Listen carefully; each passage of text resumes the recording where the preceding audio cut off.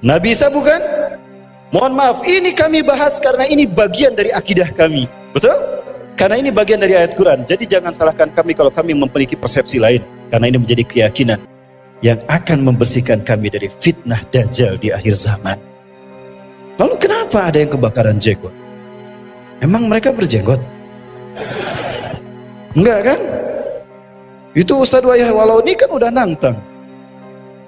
Jadi kan pertemuannya? Debatnya jadi? Udah? Yang menang siapa? Oh nggak berani kan? Tuh kan nggak berani. Berarti yang benar siapa?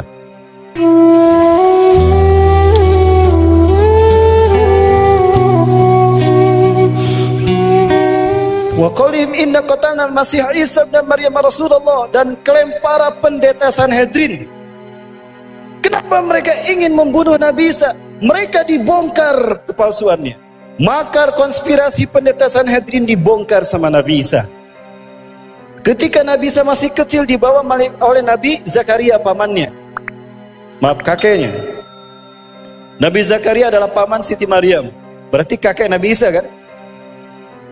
Nabi Isa itu dibawa ke Baitul Maqdis. Di Baitul Maqdis para pendeta Sanhedrin mereka menghapus Taurat dari tempatnya. Summa yaktubuna yuharifunal kalima mawadih. Mereka menghapus satu ayat Taurat dari tempatnya. Summa yaktubuna alkitaba bi aydihim, lalu menulis ayat-ayat dengan sesuai keinginannya dengan tangan-tangan mereka. Summa yaqulu hadza min indillah. Lalu dikatakan ini datang dari Allah, padahal itu bukan datang dari Allah. Artinya para pendeta Sanhedrin memalsukan Taurat menjadi Talmud. Dari sini muncul Yahudi Talmudian, Kabalah, Freemason. Mereka memasukkan Taurat. Ketika mereka ceramah tentang Taurat, yang mereka ceramahkan bukan Taurat tapi Talmud. Nabi Isa yang baru 7 tahun, kok Taurat dipalsukan? Maka kebohongan itu dibongkar sama Nabi Isa. Nabi Isa naik ke atas meja. Wailun lakum, celaka kalian. Innakum tuharifuna al-kalimah mawadih. Kalian telah menghapuskan kalimat-kalimat Quran dari kalimat Taurat dari tempatnya. Taurat tidak begitu. Nih, Taurat yang benar kayak gini. Allah, benar juga nih anak kecil. Tahu kalau kita memasukkan Taurat. Setiap pendeta Sanhedrin ceramah yang memasukkan Taurat tadi dibantah sama Nabi Isa. Lama-lama jengkel mereka. Nih anak kalau dibiarin tekor kita. Kenapa? Ketahuan bohong kita. Konspirasilah mereka untuk membunuh Nabi Isa alaihi salam. Dibikin dongeng Tuhan bingung.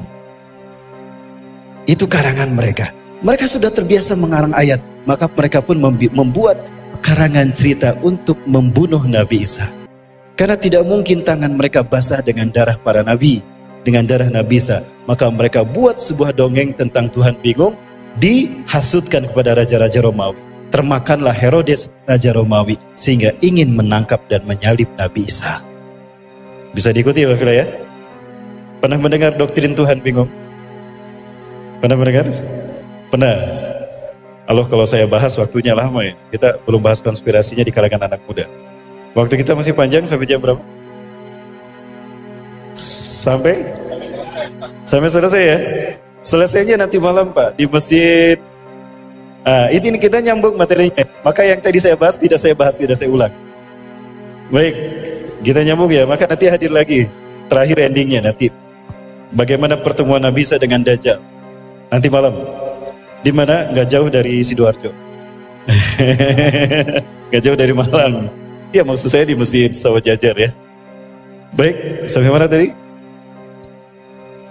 Tuhan bingung. Doktrin Tuhan bingung ini dikarang oleh pendeta Sanhedrin. Gimana ya cara membunuhnya? Kita kan udah terbiasa ngarang. Kita ngarang lagi aja. Kenapa Tuhan bingung? Nabi Adam udah dilarang gak boleh petik tuh pohon, buah pohon kayu. Iblis menyebutnya huldi. Dipetik sama Nabi Adam. Maka saat itu Tuhan ketika akan menghukum Nabi Adam, aduh kasihan Adam. Aku ini Tuhan, jangankan Adam, alam semesta aku sentil hancur. Lah Adam sakit dia.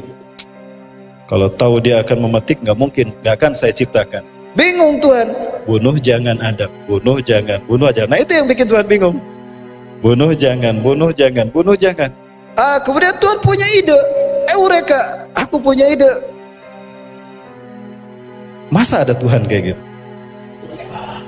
Tapi ada satu sekte paham ajaran di dalam tengah-tengah umat Islam yang meyakini ada Tuhan memilih seperti ini. Akidah Al-Bada, orang Syiah. Tuhan salah mengutus Nabi. Tadinya mengutus Ali, tapi kepincut sama Muhammad. Jadi Muhammad yang diutus. Harusnya Ali. Tuhan berubah kepikiran, berubah keputusan. Al-Bada itu dalam paham mereka. Baik, nah, aku kan Tuhan, aku immortal, tidak mati. Kalau gitu akulah yang menggantikan Adam yang dihukum. Malaikat Jibril, ta'al Jibril, sini Jibril. Tulis maklumat Tuhan. Tuhan menjelma menjadi manusia menggantikan Adam alaihi salam. Baik Tuhan, dibuka laptopnya, maka Jibril ngetik maklumat Tuhan, .21, Tuhan menjelma menjadi manusia. Setelah Tuhan memutuskan untuk menjelma menjadi manusia, Tuhan bingung. Bingung yang kedua, bagaimana cara turun ke dunia? Kalau turun begitu saja, nanti dikira siluman. Oh, berarti Tuhan harus lahir secara normal. Baik, Jibril nomor 2, Tuhan lahir secara normal. Baik Tuhan, Tuhan lahir secara normal. Ketika Tuhan lahir secara normal, bingung lagi. Lah siapa yang melahirkan Tuhan? Bingung Tuhan, ini di Sawah Jajar aja banyak, ini di Malang aja banyak. Siapa yang harus dipilih? Jibril ngasih masukan, Tuhan boleh ngasih masukan? Jibril ngasih masukan sama Tuhan.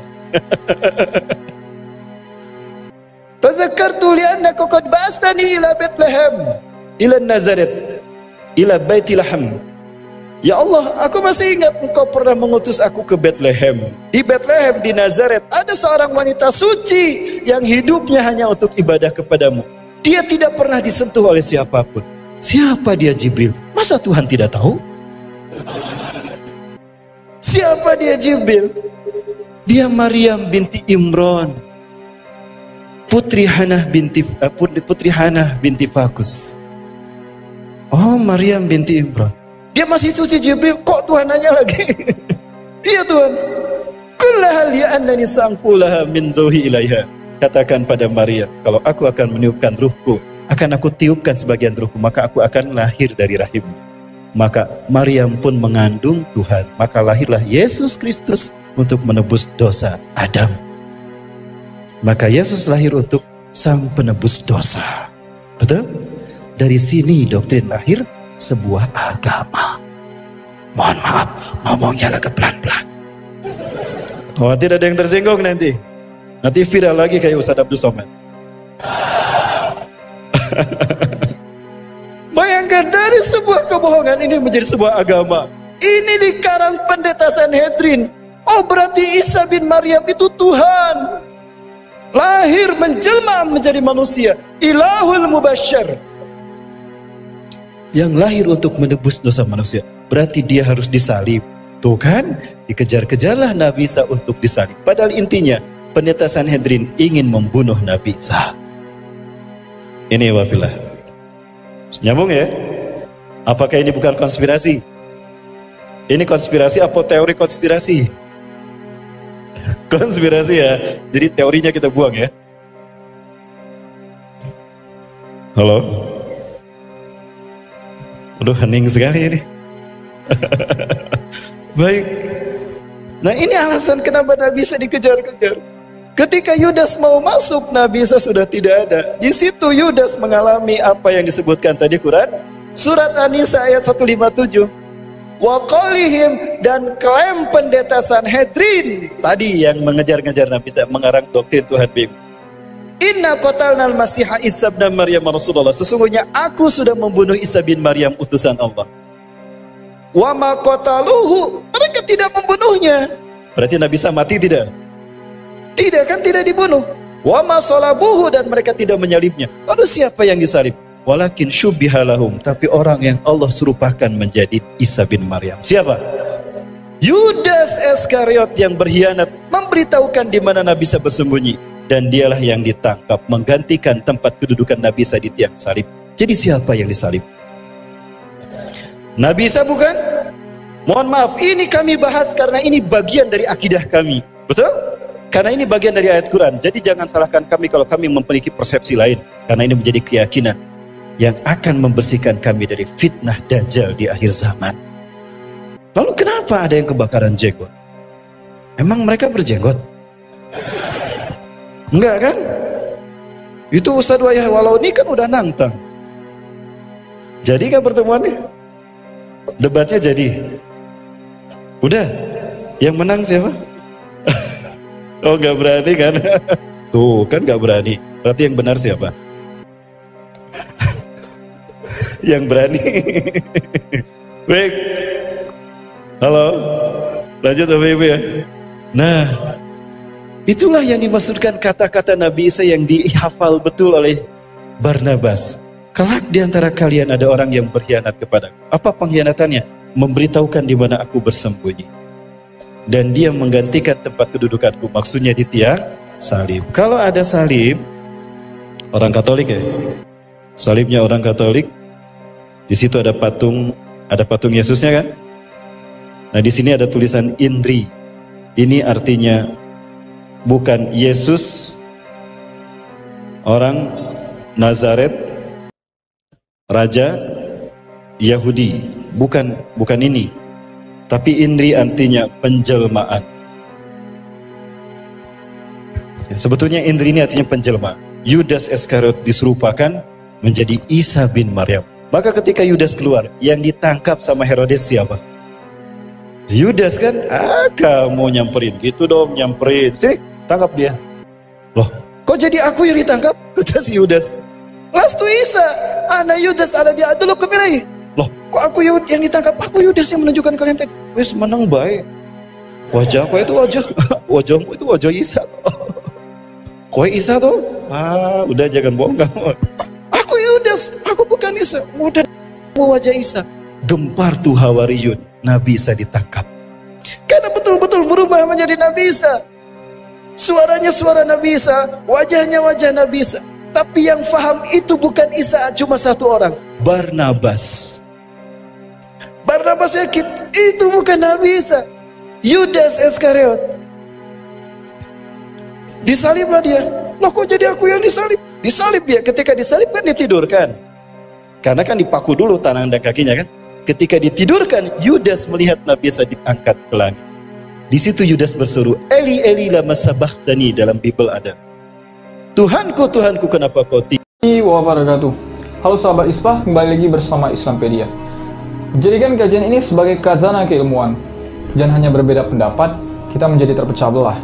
Karena persatuan adalah yang utama. Mudah-mudahan kita semua mendapatkan manfaat dari kajian ini. Dan mudah-mudahan kita semua dilindungi oleh Allah Subhanahu wa Ta'ala.